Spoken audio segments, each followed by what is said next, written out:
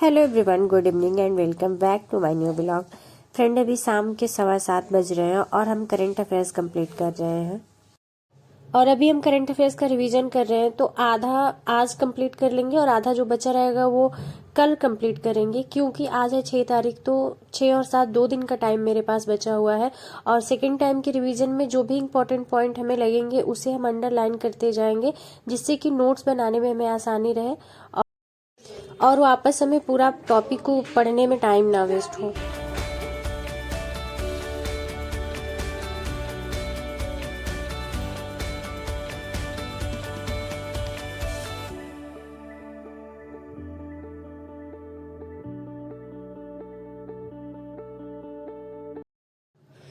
कई बार क्या होता है कि जब हम लोग पढ़ते हैं तो फर्स्ट रीडिंग हम लोगों की जो होती है वो बहुत इंटरेस्टिंग होती है, लेकिन सेकेंड या थर्ड रीडिंग में हम लोग बोर होने लगते हैं।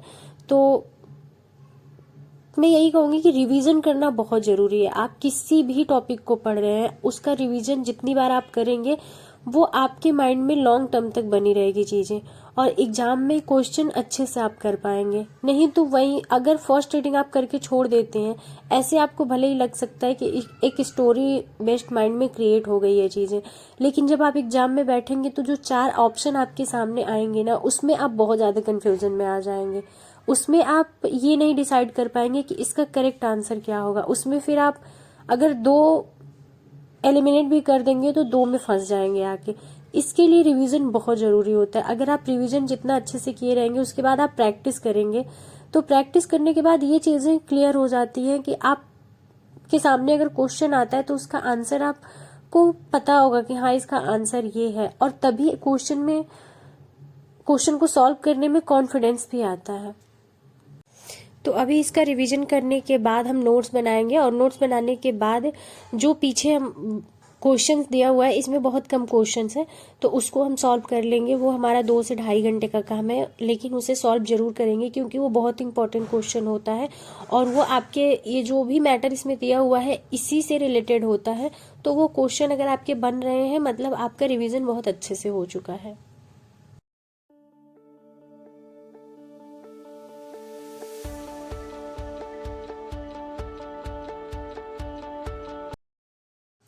फ्रेंड, अभी टाइम हो रहा है 10:30, तो चलते हैं हम डिनर बना लेते हैं, क्योंकि बहुत लेट हो जाएगा तो फिर नहीं मन करेगा खाना बनाने का।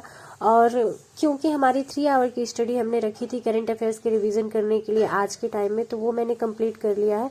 और यहाँ पे हमने गोभी तुल लिया है और धनिया ले लिया है या मिर्चा, तो बस इसमें बहुत ज़्यादा कुछ नहीं पड़ेगा। धनिया, मिर्चा और जो कुछ भी रहेगा उसको हम कद्दूकस कर लेंगे। तो यहाँ पे हमने कद्दूकस कर लिया। यहाँ पे हमने थोड़ा सा अदरक भी कट कर लिया और प्याज, मिर्चा भी साथ में ही कद्दूकस कर दिया था। तो यहाँ पे सब कुछ हमने ले लिया है कट करके। अब यहाँ पे हम हल्का सा तड़का लगा देंगे इसको, और तड़का लगाने के बाद हमारा मसाला तैयार हो जाएगा। और आटे का डो बना के स्टफ करके पराठे सिंपल सा बना लेंगे, क्योंकि ठंड के टाइम पे सब्जियां बहुत अच्छी आ रही हैं और अभी टाइम भी ज़्यादा हो चुका है, तो हमें सब्जी रोटी बनाने का मन नहीं था, तो हमने सोचा कि चलो कद्दूकस करके हम जल्दी से पराठे बना लेते हैं। तो ये हमारा पराठा बन चुका है, और चलिए इसकी स्टफिंग दिखाते हैं कितनी अच्छी स्टफिंग की है।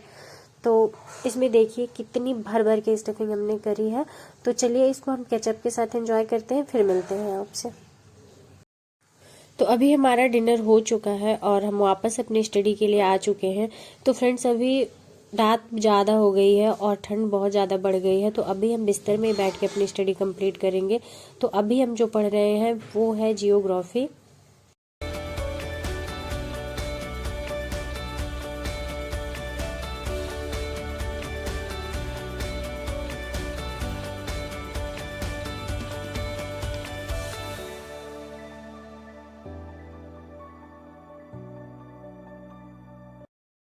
फ्रेंड्स, अभी जियोग्राफी में जो पिछले चैप्टर का मेरा बचा हुआ था एक टॉपिक, भारत की प्रमुख झीलें, उसे हम कंप्लीट करेंगे। उसे कंप्लीट करने के बाद हम नेक्स्ट चैप्टर कंप्लीट करेंगे। फ्रेंड्स, जियोग्राफी हमने पहले भी पढ़ रखी है, लेकिन हमारे एग्जाम के पॉइंट ऑफ व्यू से जो टॉपिक हमें इम्पोर्टेंट लगे थे बस उसको हमने पढ़ा था, और फर्स्ट टाइम हम पॉइंट टू पॉइंट कंप्लीट कर रहे हैं। तो इसमें जो हमें इम्पोर्टेंट लग रहा है उसे हम अंडरलाइन कर रहे हैं। हालांकि इसमें जो भी टॉपिक दिया हुआ है वो बिल्कुल एनसीईआरटी का निचोड़ है, इसमें कुछ भी पॉइंट आपको छोड़ने की जरूरत नहीं है। सारे पॉइंट्स पढ़ना इंपॉर्टेंट है, थोड़ा टाइम लेके पढ़िए लेकिन सारे पॉइंट्स को अच्छे से कंप्लीट करिए, क्योंकि ये ऑलरेडी एक पॉइंटर टाइप के बुक है, तो इसमें बहुत ज़्यादा आपको एलिमिनेट करने की ज़रूरत नहीं है कि इसे हमें नहीं पढ़ना है, इसे हमें पढ़ना है। और साथ ही साथ अगर आप इसको फर्स्ट टाइम पढ़ रहे हैं तो अपने साथ मैप रखिए एक्स्ट्रा, और अगर आपने मैप पहले से कंप्लीट कर रखा है तो इसमें जितना मैप दिया है वो आपके लिए सफिशिएंट है। लेकिन अगर आप मैप नहीं जानते हैं, इंडिया का मैप अगर आपने नहीं पढ़ा है और फर्स्ट टाइम आप पढ़ रहे हैं, तो आप अगर अलग से पॉलिटिकल मैप अपने साथ रखेंगे तो आपको समझने में आसानी होगी इसमें जो मैप दिया हुआ है उसे।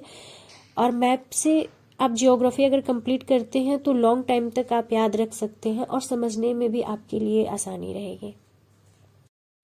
फ्रेंड्स, अभी टाइम हो रहा है 1:40 और ब्लॉग को हम यहीं पे एंड करते हैं, क्योंकि ब्लॉग को बहुत लंबा कर देंगे तो एडिटिंग में हमें प्रॉब्लम होने लगती है। और इसमें हमने आपके साथ नाइट स्टडी रूटीन शेयर किया है, तो ब्लॉग आप सबको कैसा लगता है प्लीज़ कमेंट बॉक्स में कमेंट करके ज़रूर बताइएगा। और वीडियो आपको पसंद आए तो वीडियो को लाइक करिएगा, चैनल को सब्सक्राइब करिएगा और अपने दोस्तों के साथ शेयर करिएगा। मिलते हैं एक नए ब्लॉग में, तब तक के लिए बाय बाय, गुड नाइट।